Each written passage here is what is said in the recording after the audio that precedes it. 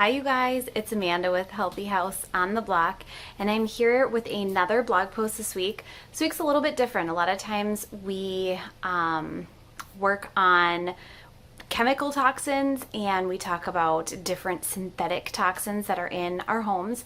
This week I want to talk about an organic toxin, and that is mold. It is organic because it's naturally occurring, but it is a toxin to our bodies, and this week we're going to go through like a deep dive into mold, how it affects your body, the different types of mold that come in contact with your body at home, where you're going to find these types of mold, how to clean them up. I'm also sharing with you guys some recipes on some non-toxic mold removers. The key is you have to kill the mold and remove it. You can't just kill it, and you can't just remove it because you can always miss a little spots. And if you're just removing it, so if you're removing it, you can leave a little spot. If you're killing it, we still want to get it out of there, because even when it's not a live living organism, it still is very toxic to our bodies, irritating to our airways, and we want to make sure that it's not in our homes. So I'm going to take you guys through a pretty extensive set of slides, and I'm going to talk through them with you and kind of give you all of the information that's in the blog post this week, but in like a video format. So let's get started, and we'll find out everything there is to know about mold, because chances are you have it in your house as well. Not all mold is the same, but we all have it in our homes. So let's get going.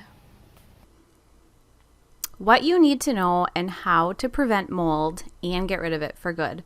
I don't know about you guys, but just the word mold kind of sends thoughts reeling in my head of that like black spotted pattern that you might see on like basement walls. But the truth is that house mold is one of those things that every homeowner has in their home somewhere, and we all want to avoid it and prevent it, and for good reason.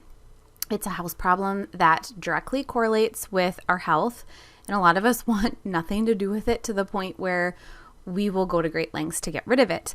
A lot of times mold is, considered a toxin because it is, in fact, an organic toxin. It's a living organism, and it feeds on a number of surfaces, allowing it to grow and spread. And that's the reason that it's so harmful to our bodies as well.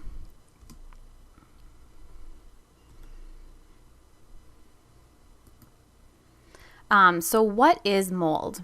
Like I said, mold is a naturally occurring toxin within our environment. It is in every house somewhere, I guarantee it. It's a living organism. It feeds on surfaces, especially porous surfaces. So that's a surface that has a lot of texture into it, and it's a surface that can absorb a lot of moisture. This is where we see the most problems with it growing and spreading. Mold also really likes moisture-rich environments. So think about your bathroom, kitchen, laundry room, damp basements. These are the places that we're going to see mold the most. So let's talk about types of mold. There is the type of mold, and these aren't like categories of mold, because there's hundreds and hundreds, if not thousands, of categories of mold. If you were to send in a mold test, they would give you a bunch of different specific types of mold. These are just the general types of mold that you're going to find in your house. So the first one is mold that grows on porous surfaces. This would be like your shower surround.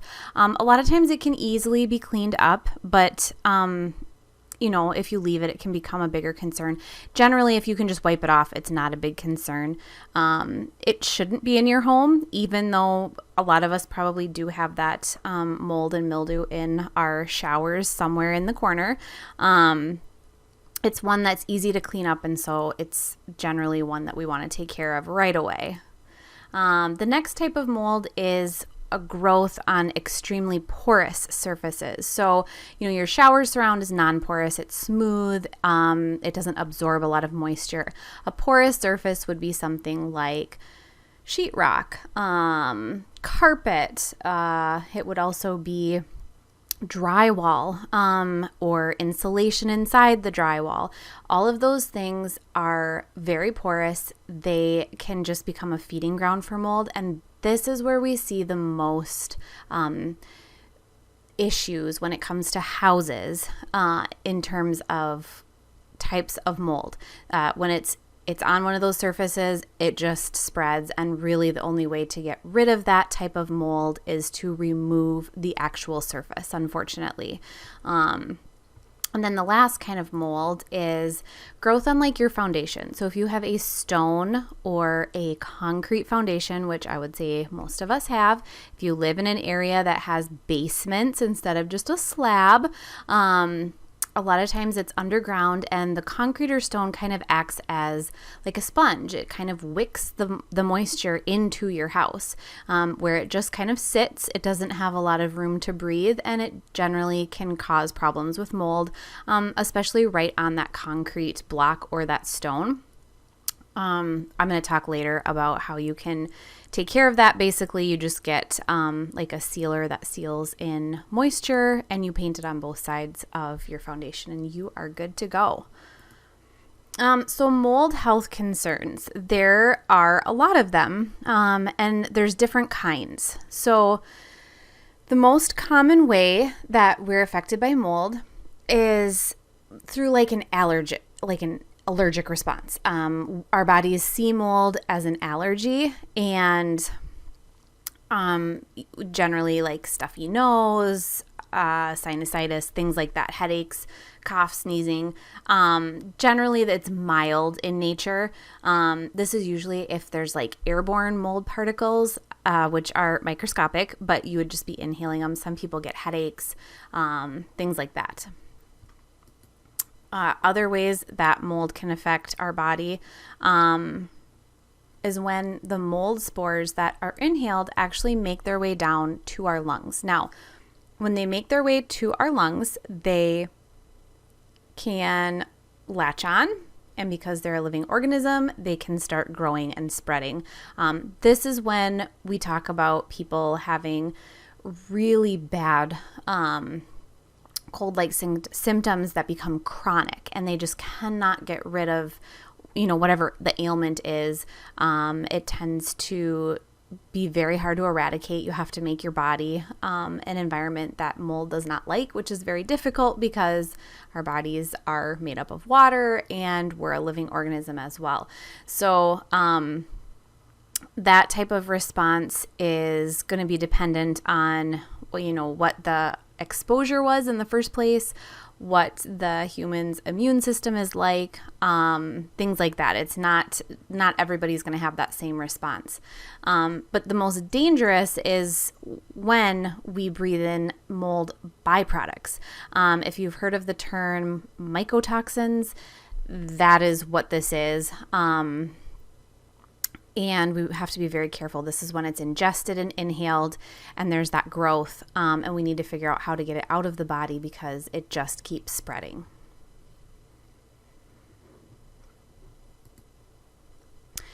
So the dangers in your home. Mold on the surface is a small problem. Usually we can clean it up, get rid of it.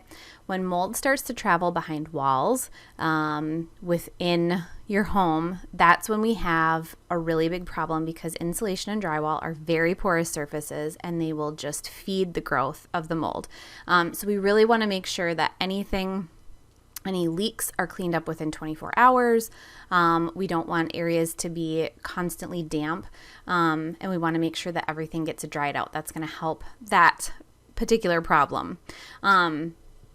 So the mold and mildew that shows up in bathrooms and laundry areas, it's the mold that we can just like wipe up. So it's very easy. You can get just a regular cleaner. That's what we use. If it's stubborn, you can make your own like mold killer just to get rid of it. Keeping those areas dry is going to be key when it comes to preventing the mold in the first place. So here's the bathroom mold cleaner that I use. It will help kill the mold and remove it. So tea tree oil is excellent for that. Hydrogen peroxide is also excellent. And then we mix it with vinegar and some essential oils, lemon in particular. And that's going to help clean that area up. And then how to get rid of mold on porous surfaces. So remember, this is the drywall, sheetrock, insulation that we talked about before. And that will require a bit more cleaning. If it's like wood and it's like a window sill or something like that, you can definitely clean it up. You want to make sure that you're using something, a spray of some kind that will kill the organism, but then also completely remove it. And that can be really difficult with these porous surfaces. So this is my non-toxic mold killer and cleaner. It's vinegar, borax, and warm water. This is safe for porous surfaces. Borax is a low toxin additive. Some people don't like vinegar. If you don't like it, then, I'm sure there's other alternatives out there. The other alternative would be to remove whatever the portion of affected area is. So if you have to remove some of your drywall or remove some of your carpet or whatnot, that is also an option. So let's talk about that, how to get rid of mold that spreads. If you can remove the spot of mold, great. If you can't, then you need to remove that whole area. You need to have it cut out, repaired. A lot of times you would want to have a contractor come out. They can put in a fan within the room to remove all of the toxins in the room, and safely remove them to the outside, and then start fresh, so that nothing is back there that's going to be growing. We want to have it completely dry and safe for you. So if you have mold, remember, on your concrete block or your stone block that's around your house or your foundation, you can use like a mildew or mold blocker and primer. Kills makes a very low VOC formula that I recommend to all of my clients. You would put it on the exterior that is exposed and the interior that you can see of that block. And then you'll have to maintain it every maybe 5 years or so. But what it does is it stops that moisture from seeping into your house and keeps it outside. Okay, so how do we prevent mold in the first place? I think that's going to be the best course of action. We don't need to, if you don't have it, you don't have to worry about cleaning it, or if you have very little of it, you don't have to worry about trying to get rid of it. So prevention is key. Keeping your home humidity levels between like 35 and 40% consistently is an excellent way to do this. It can be very difficult, believe me, because I've tried. You would want to use either a smart thermostat or a hygrometer from Amazon, and it'll tell you what your indoor humidity levels are.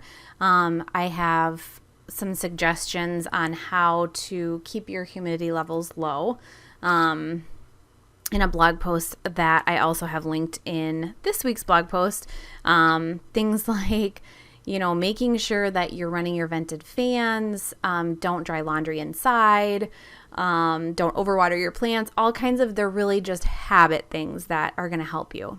So the second way to prevent mold is, again, those moisture barriers that we talked about for concrete foundations or stone foundations. Again, it's like a mold and mildew blocker, and it's a really helpful, inexpensive way to prevent moisture in your lower level. Another way is to increase your attic ventilation. If you have an attic space above your house, you'll want to make sure that it has ample airflow. So that means unblocked vents. If you have vents that are in like your soffit or in your eaves, you want to make sure that there's no insulation blocking those inside of your attic, and it'll help with the overall like airflow when air can flow from one side of the attic to the other, and then ultimately with that moisture retention. And then the other way is run vented fans. So this is going to help with humidity in your house. We want to run your bath fan for about 20 minutes after we're done bathing.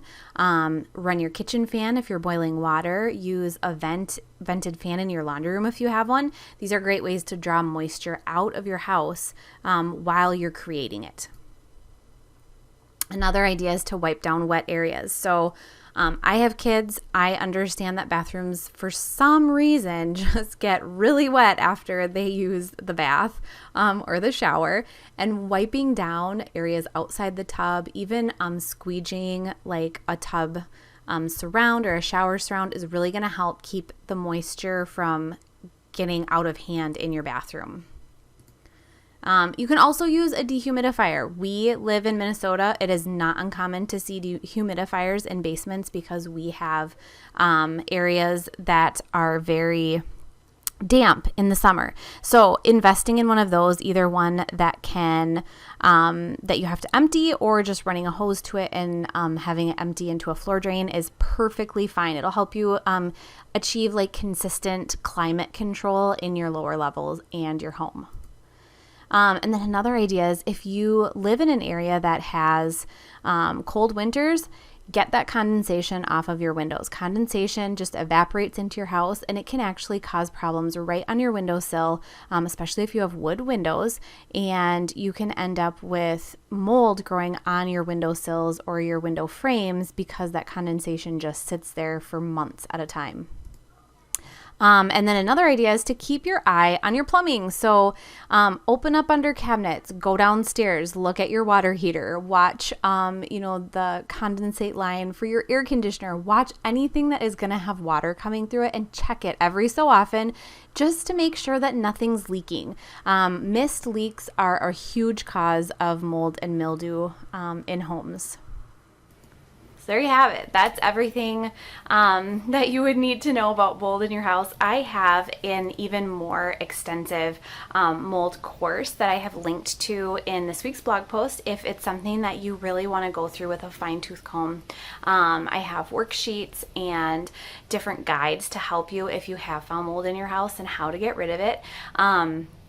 There are lots of ways to look for it. You can just visually go look for it. That's what I do with my job a lot of times. You can get like moisture meters. They're not really that expensive. You can get them from a hardware store. That's really helpful. And then you can actually have a mold test done. That's the other option. Those are relatively expensive. Sometimes you can get like an inexpensive machine that will have a little cartridge in it and pull in air samples, but you still have to mail it into a lab. So if you have any questions, please let me know. Please reach out to me either on social media or through my email or my website. I would love to answer your questions. I'll see you guys next week.